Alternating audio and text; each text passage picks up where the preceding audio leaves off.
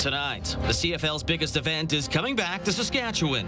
A third person is charged in a Thanksgiving long weekend homicide. Week 2 begins in a historic murder trial.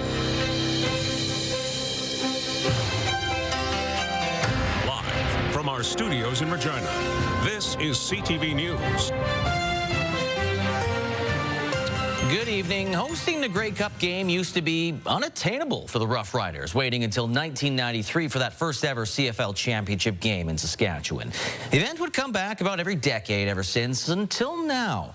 As Donovan Mays tells us, with a new stadium and a rabid fan base, our province has become a bit of a preferred CFL location.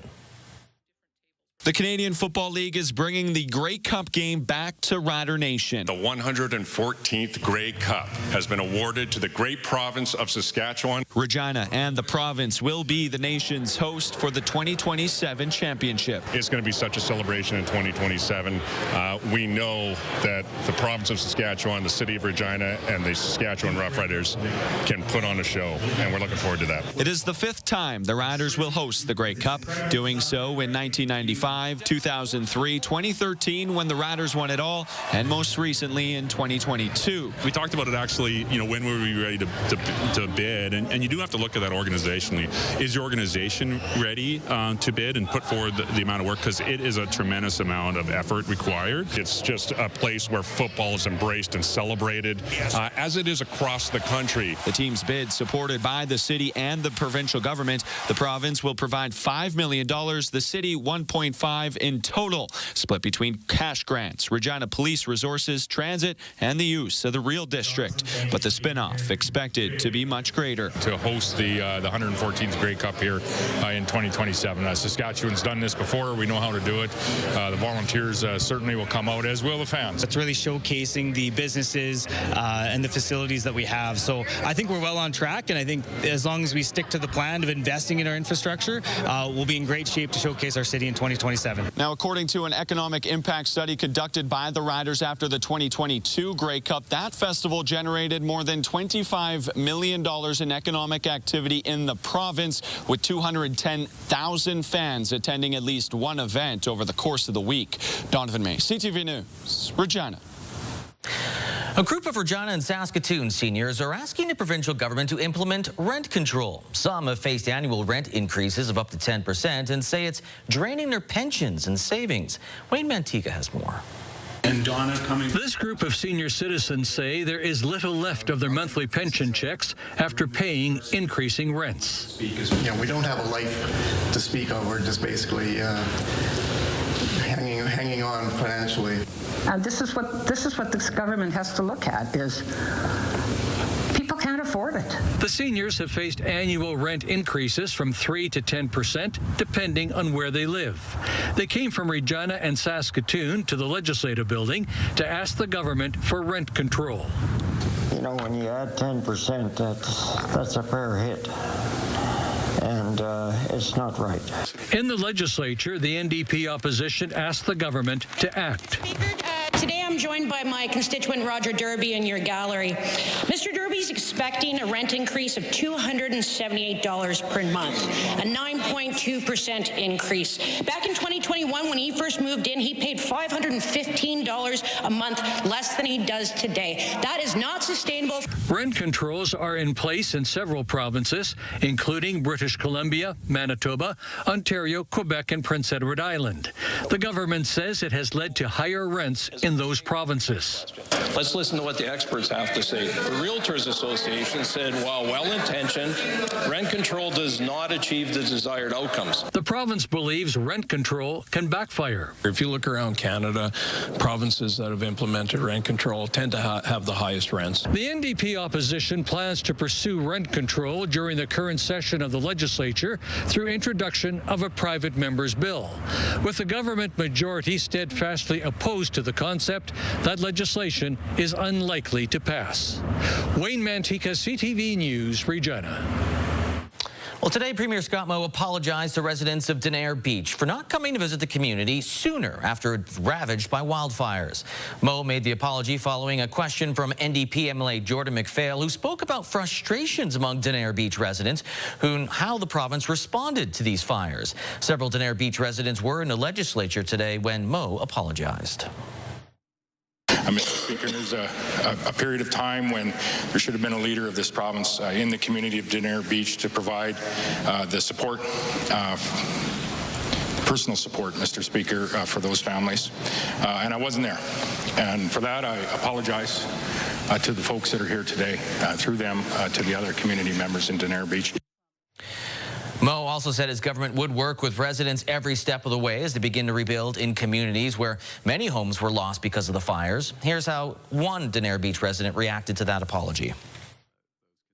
He did apologize for that. He said he had no excuses, but that doesn't take back what has happened to us and all the mementos and memories that have been lost. Tremblay says it will take time to restore faith in the province and wants to see proof that the government is committed to helping residents rebuild.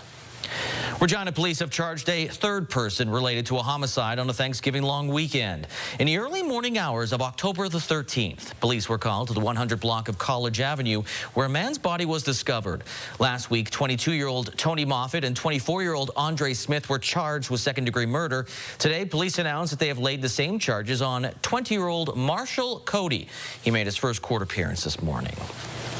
The second week of a month-long trial is underway for a man accused of second-degree murder of 19-year-old Misha Pavlik. Sierra D'Souza Butts has the details of the group of witnesses who took the stand today. And a bit of a warning here, some of the details in this story might be disturbing for some viewers. The murder trial of a man accused of second-degree murder in Misha Pavlik's death has entered its second week. 4 witnesses recalling multiple fights that allegedly took place the night of a graduation party that led to Pavlik's death nearly 20 years ago. Pavlik died in 2006 after being fatally stabbed at a campground party near Last Mountain Lake. Court first heard from Kayleen Zander, who testified she entered the party with a group of people who were not invited to the private event. Zander says she witnessed a group of girls fighting at a tent before seeing multiple fights break out near a bonfire that same night, including one dispute that led to Pavlik's death. The girl who was allegedly attacked in the tent also taking the stand. She was under 18 years old at the time and cannot be named under the Youth Criminal Justice Act, stating there were 6 or 7 girls surrounding the tent, telling her she needed to get out, adding the accused was among the group at the time. That witness also mentioned there were 2 girls she did not get along with at the party, both also taking the stand on Monday. One of them was Kayla Kemp, who told the court after leaving the campground with the group of people she entered the party with, they headed to Regina Beach. On the drive back to the city, Kemp says the accused urged her to pull over, stating he had an adrenaline rush.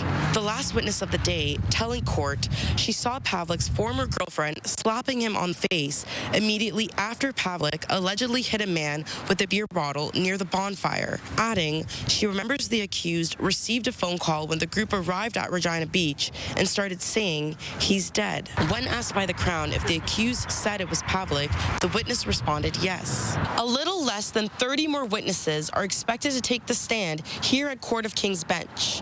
The trial is expected to run until November 14th. Sierra D'Souza Butts, CTV News, Regina. Well, how First Nations people are treated in the healthcare system is in the spotlight tonight. As Keenan Sorokon tells us, a new report outlines 2 years of complaints, resolutions, and recommendations to improve the healthcare experience. The First Nations Health Ombudsperson is out with her inaugural report, aiming to shed a light and help end healthcare disparities facing First Nations people. We're here for you, and we're working hard to elevate your voices in those spaces that have been silenced for far too long. Diane Lafon's office has received roughly 500 complaints, a little more than 2 years after being created. And the data compiled shows a variety of complaints ranging from care treatment at emergency rooms or hospitals to pharmacies, ambulances, and long-term care homes. And the data is beginning to reveal hotspots that need a closer look. There's many First Nations around Shellbrook.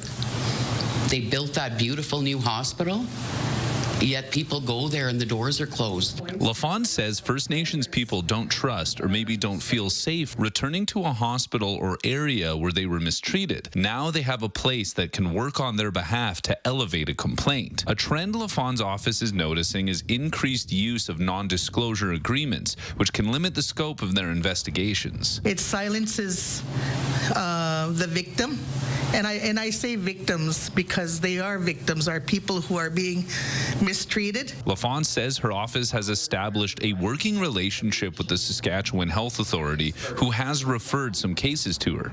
The plan is to work closer with the SHA in the coming years. But with anything, it takes time. We want to do it right, but we want inclusion. LaFawn hopes this initial report will affect more change within the system and give her office a voice for future policy changes moving forward. Keenan Sorakhan, CTV News, Saskatoon.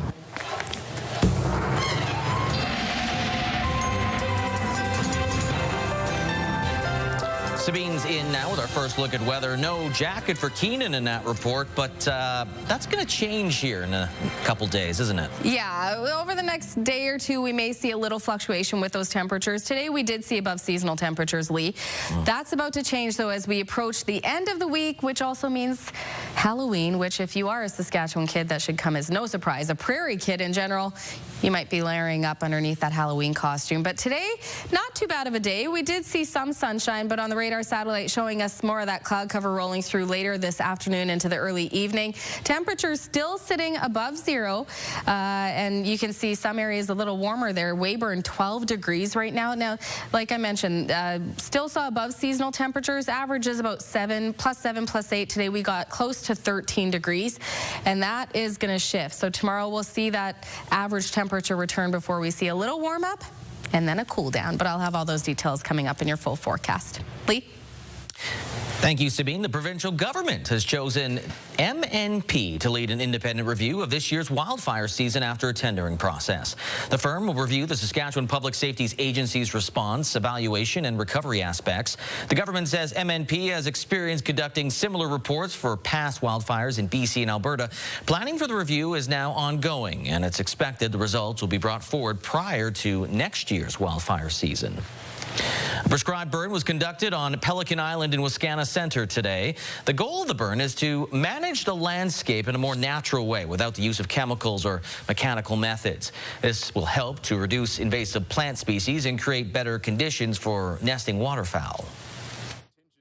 A lot of the dead vegetation that either stays on the ground, maybe, in some areas that have been mowed or have been grazed, there might be dead plant material resting on the bottom. But as we know, with current climate conditions, we have been seeing an increase in wildfire. So doing prescribed fire seems kind of counterintuitive, lighting fire to control fire, but that's exactly what it can be used for. This, by the way, was the first prescribed fire in Wascana Centre. Provincial government is investing more than $1.5 million into an educational program this fiscal year, an increase of $430,000 from last year. Jacob Carr has the details on what the investment will mean for students.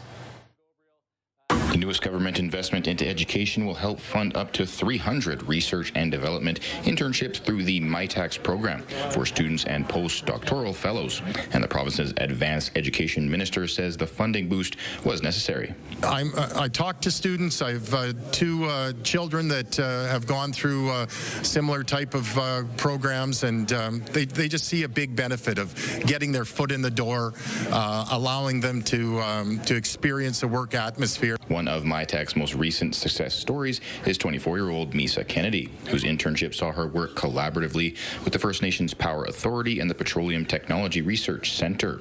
Kennedy says the MyTax internship presented her with several opportunities, including attending Nuclear Energy Management School at the University of Saskatchewan this summer. Over 200 people had applied in all of Canada, and only 50 students got in. And I'm very proud to say that I'm one of those 50 students and one of the youngest, and if not the youngest, Indigenous woman to be able to finish that course. MyTax says the added funding will allow for a wide array of student internships to be undertaken. We fully expect internships in the energy sector here, the mining and critical minerals sector, in agriculture and agri-tech, in life sciences. For Kennedy, she says the MyTax internship not only helped her find a career path, but also with life skills. Before this internship, I would have known of all these different job opportunities in the clean energy sector, but now I do. And another way that this has helped me was to grow my confidence and my speaking skills in public. Kennedy is currently working as an assistant land manager on the Carry the Kettle Nakota Nation. Jacob Carr, CTV News, Regina. Still ahead, radio silence between the Prime Minister and President Trump since the U.S. halted trade talks. And Health Canada approves a new drug that slows down the progression of Alzheimer's.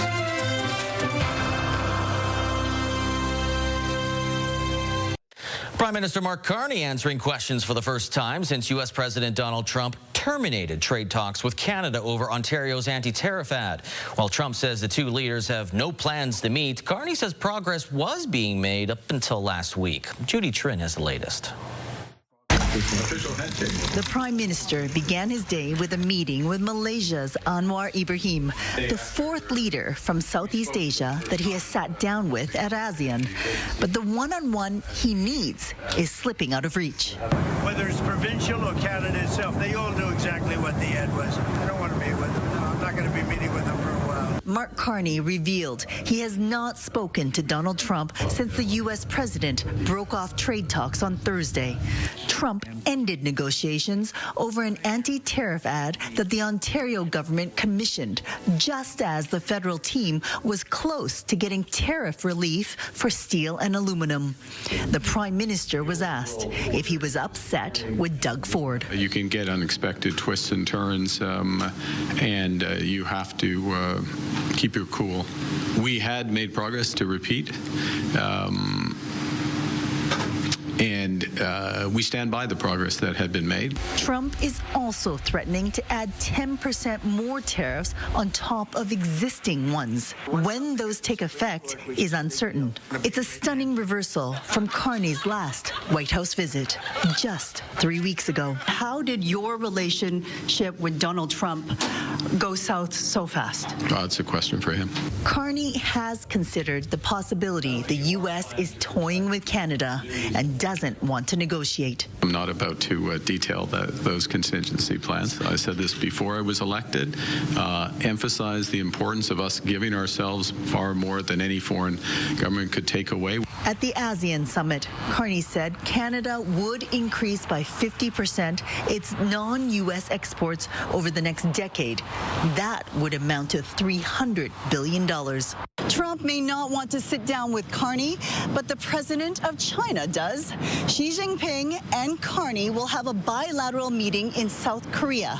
The two leaders want to recalibrate the relationship between their two countries. Judy Trin, CTV News, Kuala Lumpur.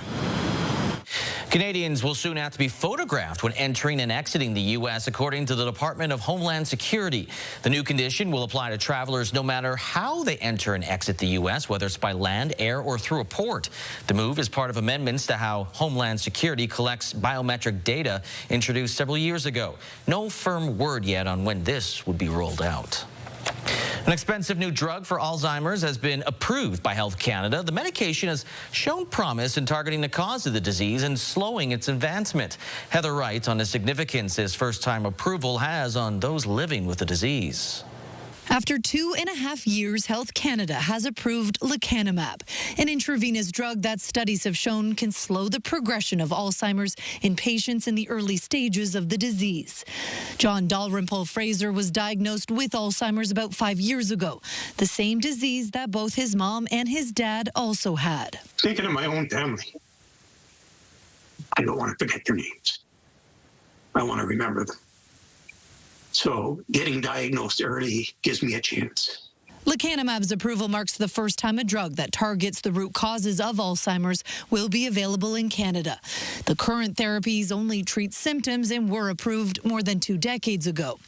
While lecanemab will not cure Alzheimer's, doctors say it helps buy time by slowing cognitive decline and extending independence, and offers hope to families. is when independence becomes interrupted and patients require family members, people around them to start stepping in, that the impact of this disease really becomes felt on communities, on families, on the Canadian healthcare system. Lecanemab is not without risk. It can have serious side effects, including swelling and bleeding of the brain and death. Once available here, not every Canadian will be eligible. Only those in the early stages of the disease will qualify. Patients will also be genetically screened, as side effects are more likely in people with certain genes. Another major issue with this drug is cost. A Canadian price tag has not been set, but in the United States, it costs roughly $26,000 US. It's also not clear whether provincial health plans will cover it. Heather Wright, CTV News, Toronto. The U.S. National Hurricane Center issued warnings about Hurricane Melissa, a Category 5 hurricane that is expected to bring catastrophic winds, dangerous storm surge, and life-threatening amounts of rain to Jamaica. Expecting widespread rainfall totals of 20 to 30 inches, with isolated totals of approaching 40 inches in some locations in Jamaica, leading to the potential or the expectation of catastrophic flash flooding, widespread, numerous landslides likely. Forecasters expect Hurricane Melissa to turn to the north and move over Jamaica tonight and into tomorrow morning. On its current track, it could be the strongest hurricane to hit Jamaica since record-keeping began in 1851. It's expected to reach Cuba by Tuesday night and the Bahamas on Wednesday, remaining a hurricane after it moves toward Bermuda. Coming up, why a man who installed solar panels feels SaskPower should offer more incentives.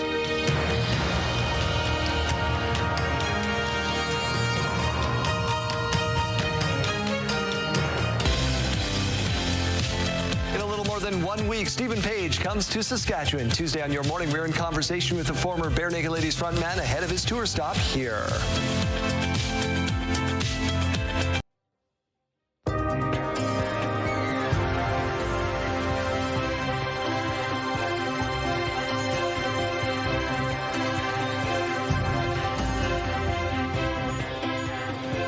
Hi. Welcome back. Let's take a look at your weather. I don't have my sky cam on, but I can tell you currently we're sitting at about 7 degrees in Regina. The wind's just over 15 kilometers an hour. Winds weren't too bad in parts of Regina. Further north, especially in the areas around central Saskatchewan, Saskatoon, saw the wind gusts up to about 40, 45. Expect the winds to pick up, and you'll see that coming up in your futurecast and in the 7-day forecast. In terms of what we did see over the last couple of hours, we did start to see the system, the low-pressure system, bringing with it some snow, mostly staying in northern Saskatchewan, at least this round, and then there's another round on its way, and I'll show you what we can expect with that coming into Saskatchewan. But again, mostly we saw cloudier conditions. Now, as we head into this evening, this is that system, that low pressure system, bringing mostly snow to northern Saskatchewan, a little bit of rain mixed in there as well, but right now it's looking mostly like snow. Now, as we head into tomorrow morning, we will see clouds and the winds a little bit starting to pick up, mostly because that system that's still nestled into northern Saskatchewan. But then as that system clears out for most of Tuesday into Wednesday, we will see clear conditions, mostly sunny conditions for southern Saskatchewan, but there is that system with mixed precipitation coming from Alberta. You can see the purple, blue, I'm not sure what color we want to call that, pink and green. It's mixed precipitation coming in, and that's where we're going to see it kind of split in. For Lloydminster, largely, it's looking like it's going to be rain at first, then switching to snow, but that little strip of pink is, of course, the freezing rain expected. So Lloydminster could see quite a bit of mixed precipitation comes through, and then most of the southwest could see mostly rain.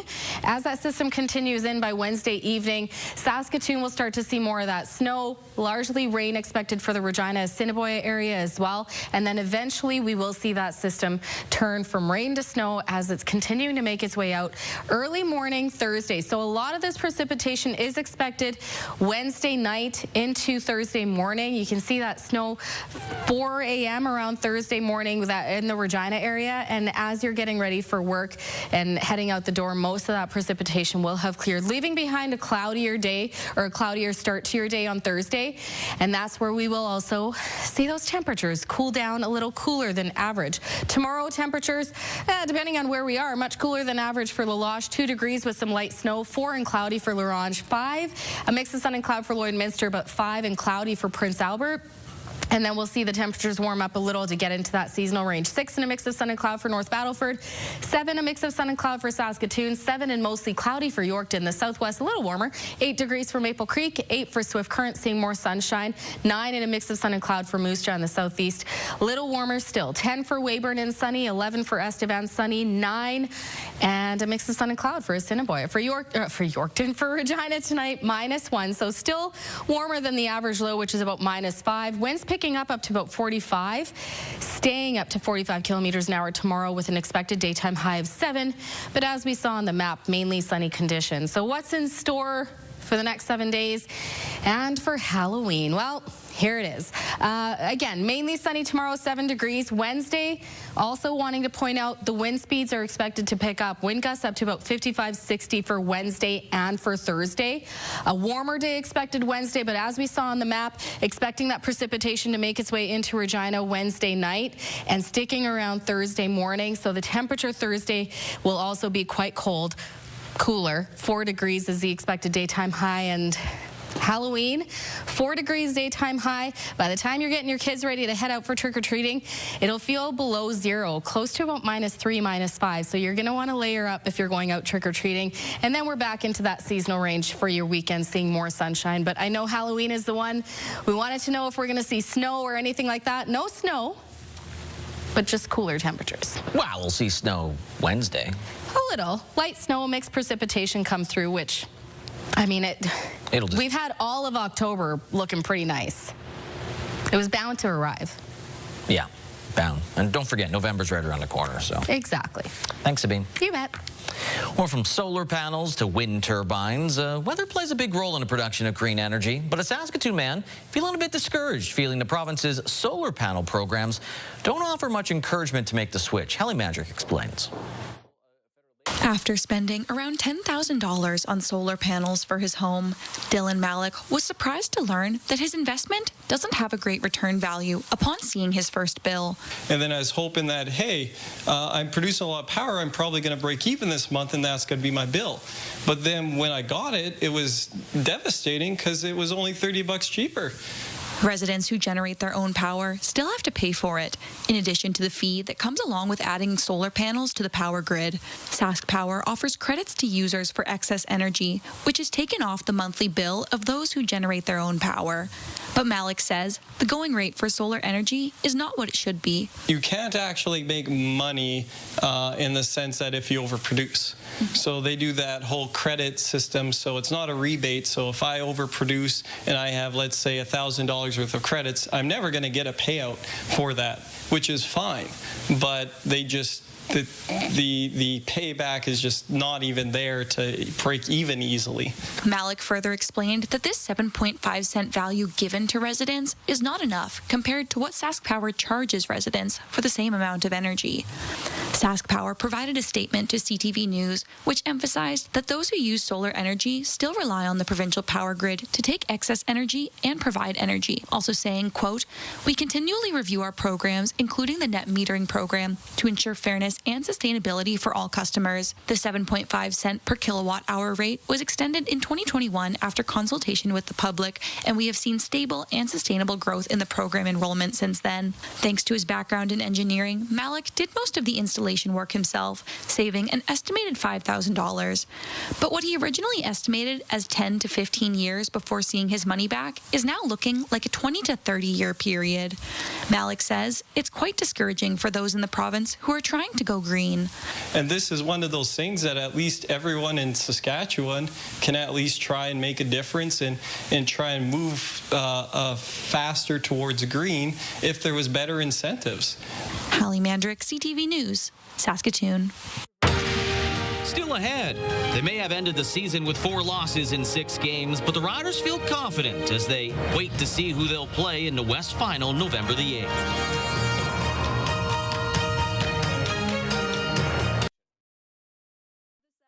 Wardrobe consideration in part by Colin O'Brien Men's Shop. The Riders wrapped up the regular season on the weekend with a 27-21 loss to BC, but overall, the goal achieved, a first-place finish in the West and the division final held at Mosaic Stadium. Donovan Mace has more on how the green and white feel heading into the playoffs.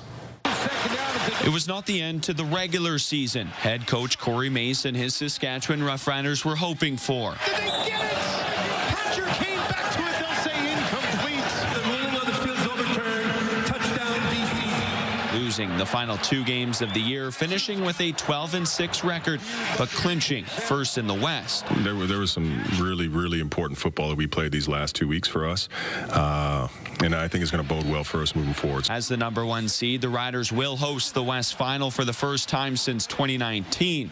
But despite many chances since, Saskatchewan has not advanced to a Grey Cup game since winning it in 2013. We've gotten to this point, and those guys have earned the right to sit where we sit, to be able to host the West Final. But certainly, we know how much work is ahead of us. Throwing down here, over the middle again, and hauled in again. Oh, have yourself a game. Schaefer Baker. Now, with an extra week to prepare and get healthy for the division championship, the team remains confident. You don't change a thing, I think you just attack each and every single day the same way that you've been doing the entire time and keep chopping wood and carrying water. I know for sure, no matter what, this team will scrap.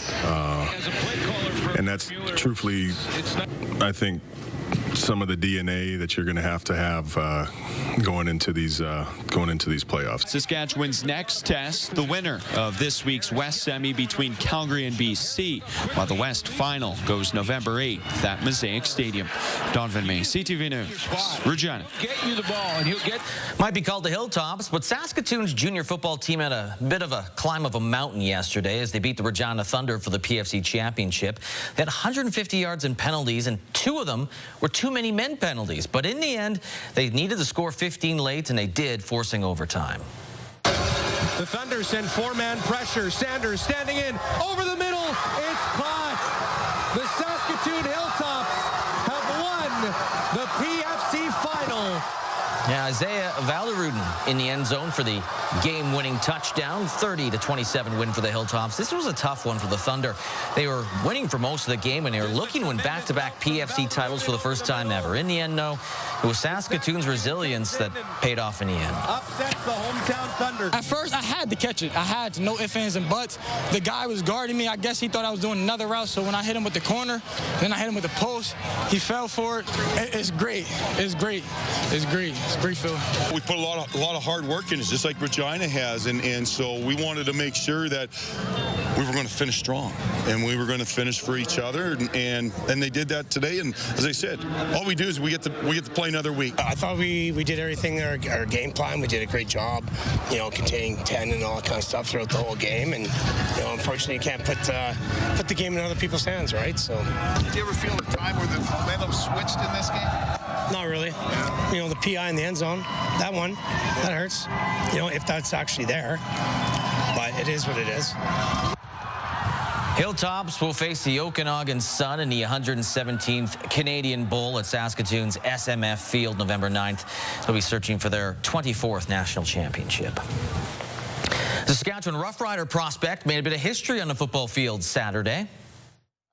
Second down from the 12-yard line. They fake the handoff into the end zone. There you go. Reed, touchdown, and that's the record.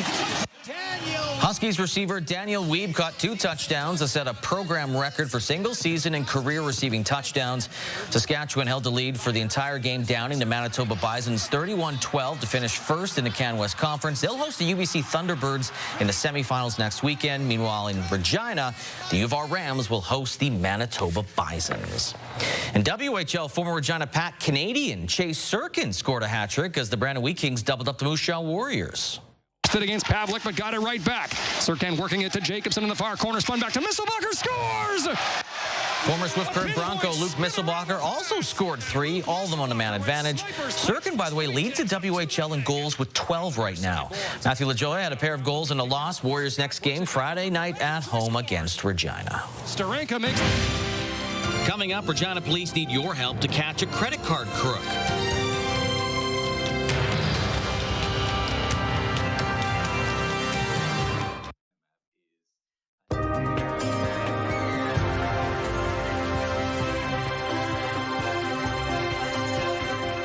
Welcome back. Let's take a look at your rural forecast heading into tomorrow. So again, we can expect to see more cloud cover rolling in, as there will be some precipitation with the low pressure system coming in from Alberta, mostly in the north. So we can see just the tail end of that system that's going to leave a lot of that cloud cover. And cooler temperatures behind Meadow Lake, Spiritwood, 3 degrees tomorrow, 4 for Melfort, 6 and cloudy for Hudson Bay, 5 and cloudy for Wynyard, but 5 and a mix of sun and cloud for Lloydminster.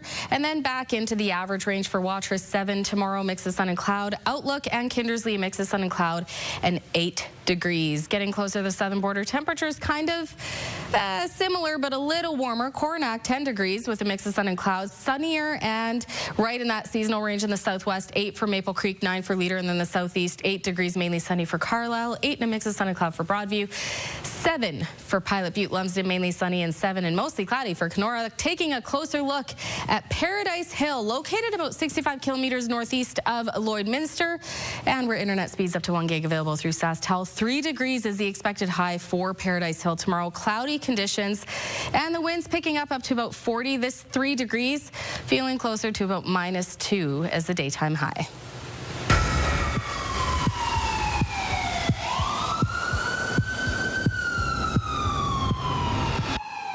The incident happened on October the 4th, 2025 at around 9 o'clock in the morning on a 2000 block of Montreal Street.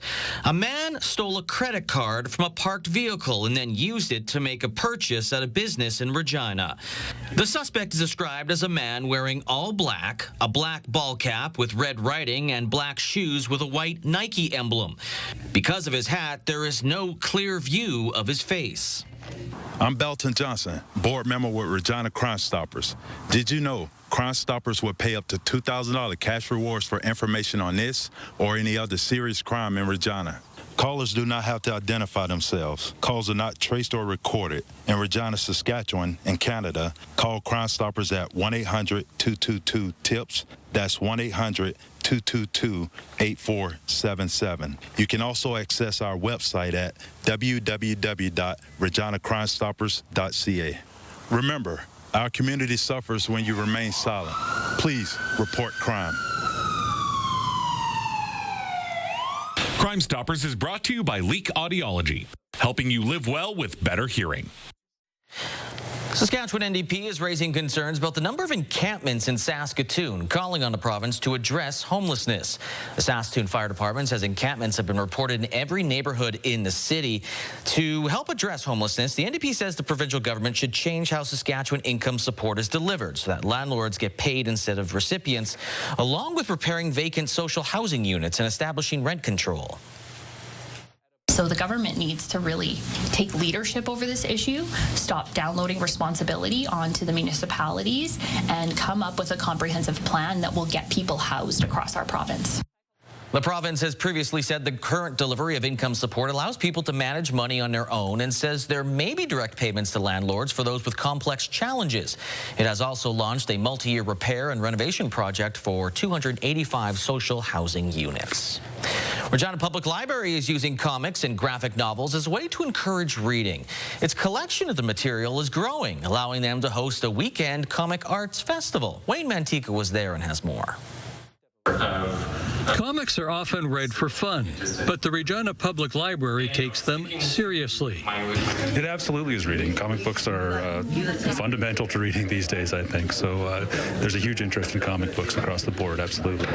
The library has a growing collection of comics and graphic novels and played host to a weekend comic arts festival. For sure, we have an excellent collection of comic books, graphic novels, manga, both paper and digitally.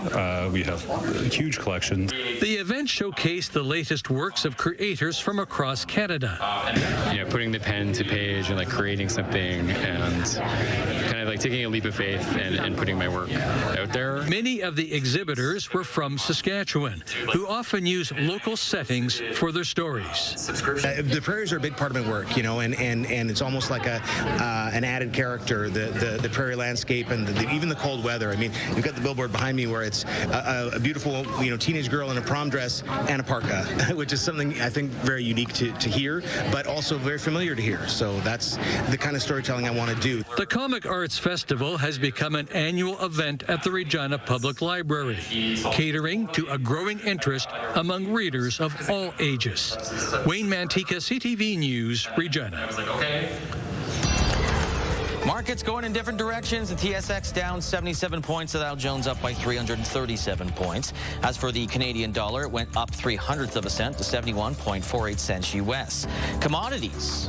Gold went down $130.84. West Texas Intermediate crude up slightly by 7 cents, while Western Canadian Select crude was down 27 cents. Gas in Regina, we haven't seen any movement. It is currently sitting at most places, if not all, for $1.30.9 per liter.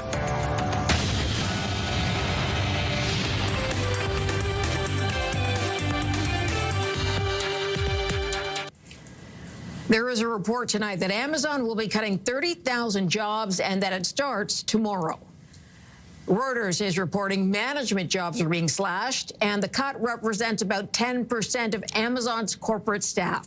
The last time Amazon cut this deep was in late 2022 and early 2023, when it shed 27,000 jobs. Canada's gross domestic product contracted in the second quarter of the year.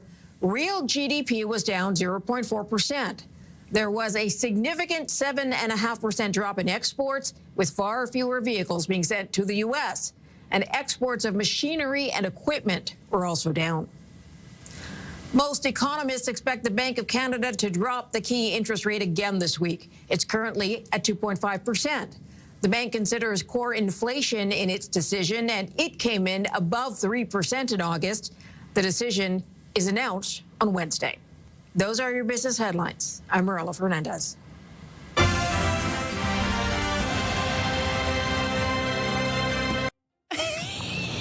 Coming up, The Voice for 2 hours, and then Tracker.